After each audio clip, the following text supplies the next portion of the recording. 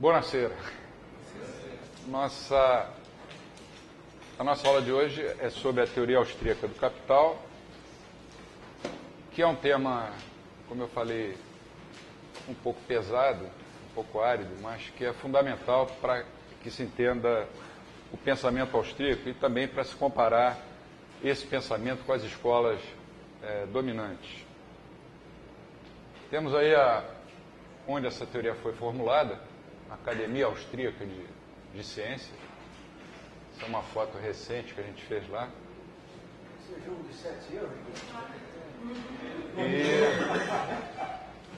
E eu sempre em boa companhia, né? Um doutor Karl Menger, que eu acho que já posso chamar de Carlinhos.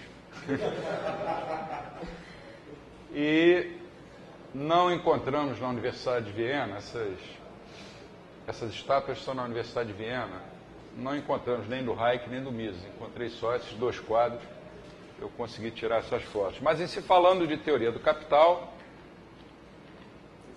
esse é o cara, o de trás, né? Que é o Eugen von Bäver, que escreveu, foi ministro das Finanças 2 vezes na Áustria e que escreveu Capital e Juros, observando o seguinte, que uma boa teoria do capital, ante qualquer outra coisa, ela deve começar reconhecendo uma coisa, que é uma coisa simples que a vida nos ensina. O resultado ou recompensa pela produção de um bem ou serviço exige sempre esforço para ser alcançado. Nada cai do céu de graça. Se os socialistas, pelo menos, entendessem isso, seria muito mais fácil. Mas nem isso eles conseguem entender. Isso quer dizer o seguinte, entre o resultado, quer dizer, o lucro que você espera obter, e o tempo que você começa a produzir, você vai ter que fazer algum esforço.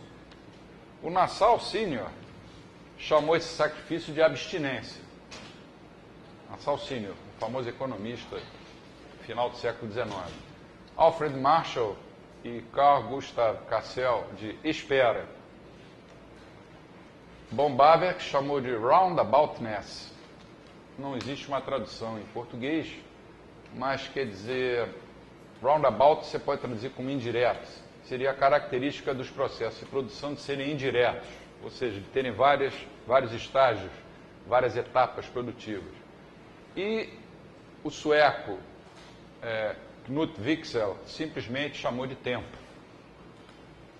Quer dizer, entre o início da atuação e o resultado, você tem que esperar pela passagem do tempo. Isso parece óbvio, né? Então, o processo de produção, na visão do von Bäver, capitalista ou indireto, ou na linguagem dele, roundabout, é um processo que tem a característica de sacrificar alguma coisa hoje para que se possa ter mais coisas amanhã. E nesse processo a produção aumenta porque você tem um switch, uma troca, né, intertemporal no produto. Vamos fazer um exemplo bem simples. Um exemplo que eu acho que não existe um economista que não tenha estudado a economia de Robinson Crusoe.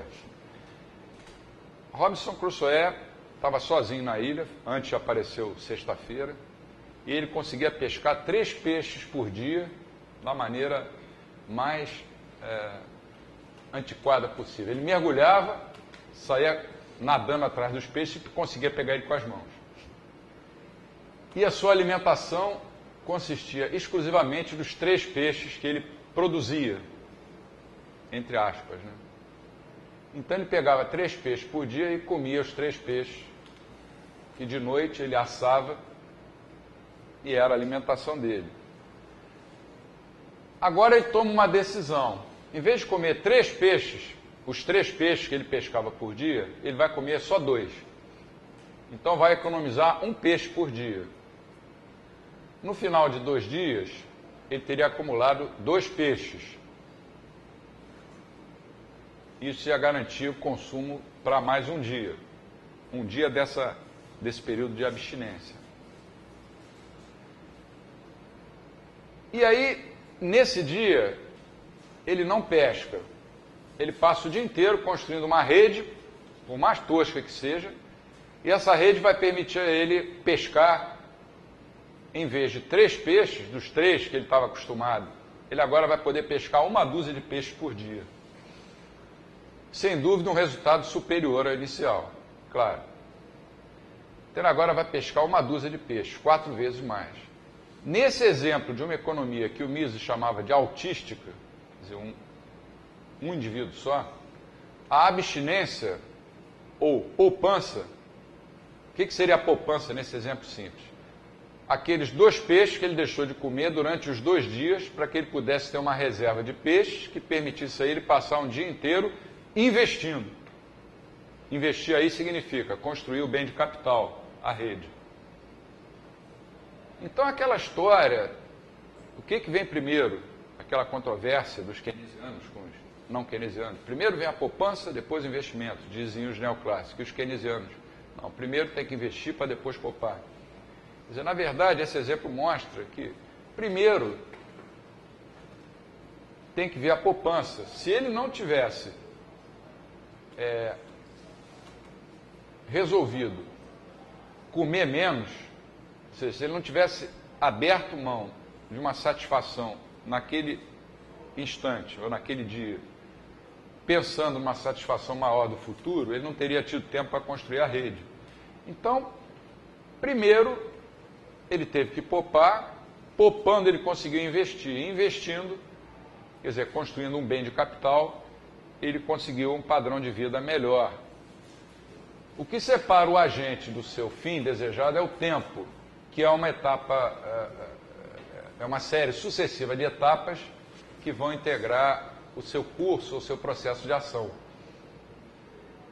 Do ponto de vista prospectivo e subjetivo do agente, existe uma tendência, repara só, vê se não é isso, é intuitivo. Quanto maior for o período de tempo que se espera para concretizar uma ação, ou seja, quanto maior a complexidade das etapas sucessivas que vão constituir essa ação, bem como, assim, quanto maior for o grau de incerteza envolvido na própria ação até o objetivo final, o resultado ou fim da ação que se pretende alcançar deve possuir um valor maior.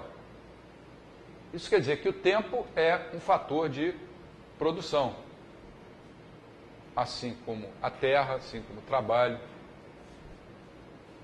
Se não fosse assim, não se realizariam ações que demandam mais tempo e embutem maior incerteza, porque as pessoas têm uma tendência sempre a optar pelo curto, pelo não duvidoso, pelo que envolve menos risco, né, menos incerteza, que é o curtíssimo prazo.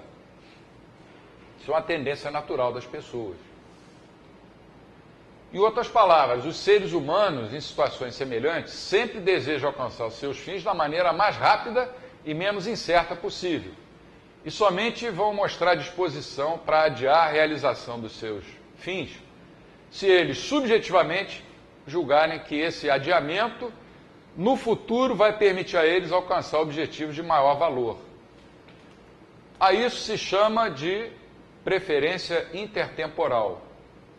Quer dizer, nós temos uma tendência a preferir mais os bens presentes do que os bens futuros.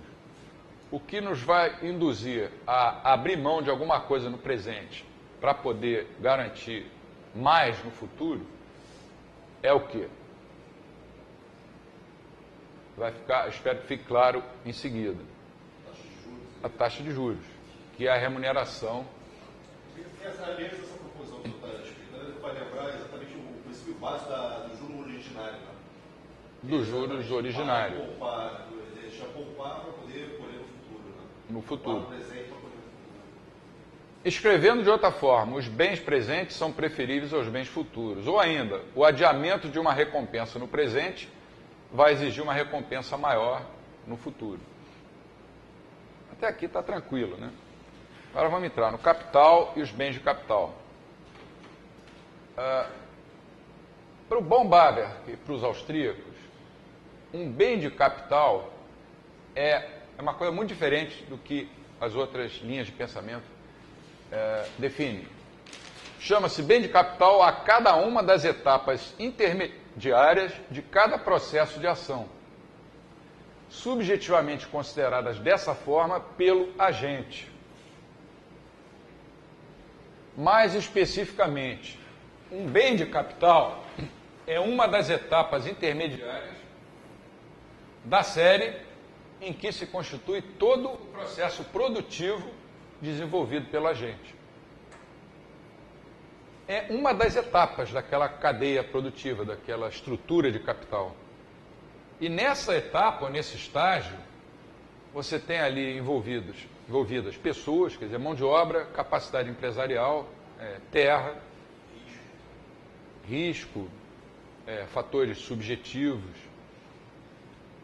Então, o capital não é um conjunto de máquinas só. Para um austríaco, o capital inclui a mão de obra, inclui, claro, o capital, como é convencionalmente chamado, inclui a terra, inclui aquilo que a gente chamou nas primeiras aulas, função empresarial, e as decisões dos agentes com relação à ação humana.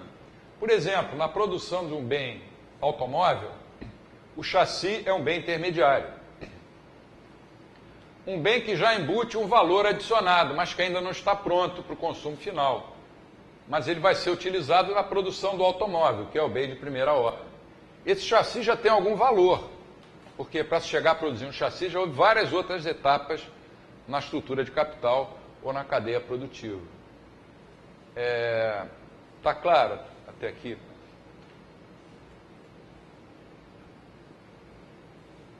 Na sua grande obra, Capital e Juros,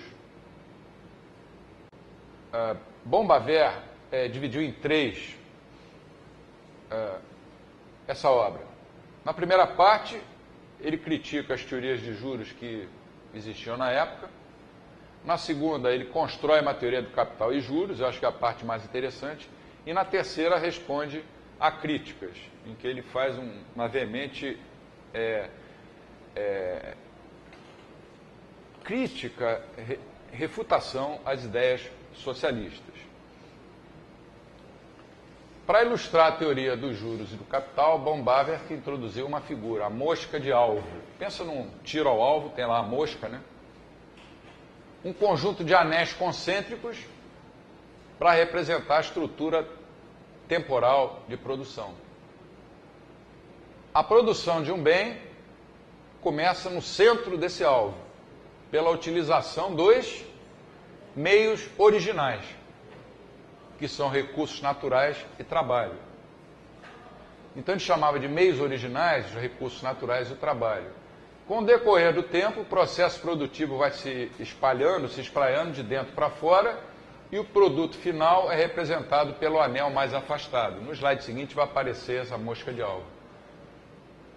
Para Bombaver, quanto mais anéis a mosca possuir, maior o grau de desenvolvimento do processo produtivo ou do sistema econômico. Pensa, por exemplo, num processo produtivo há 2.000 anos, 3.000 anos atrás. Quantas etapas havia na cadeia produtiva? Por exemplo, na produção de uma espada. Sei lá, 2 ou 3 ou 4. Hoje, na economia moderna, você tem setores como de petróleo, em que tem centenas de etapas entre o início da produção e o bem de primeira ordem, né? E o bem final. Então, uma medida do grau de desenvolvimento da economia, do processo produtivo, é a quantidade de anéis que essa mosca de alvo possui, ou seja, a quantidade de estágios da estrutura de capital da economia. Na figura seguinte, que vai aparecer no outro slide, por exemplo, a mosca do lado direito representa uma estrutura de capital mais sofisticada do que a da esquerda. Deixa eu passar, depois eu volto.